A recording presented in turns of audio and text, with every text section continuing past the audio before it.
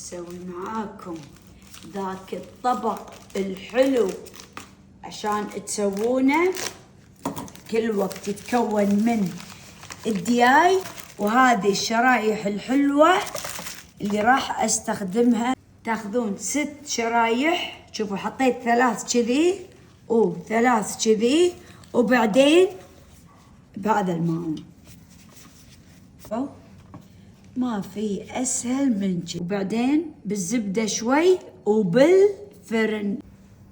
شوفوا طلعناهم من الفرن، شوفوا شلون تحمروا بس تحت.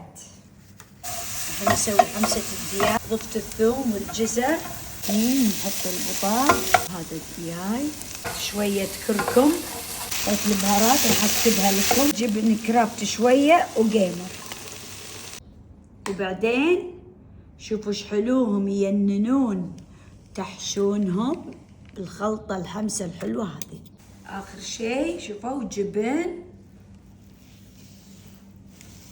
شوفوا ايش حلوهم وبالفرن ومع أجمل لقطة. وهذا الشكل النهائي، شوفوا ما شاء الله. أراويكم إياها من الداخل. شوفوا شوفوا شوفوا شوفوا شوفوا، لازم كلكم تجربونه، في أحلى من كذي؟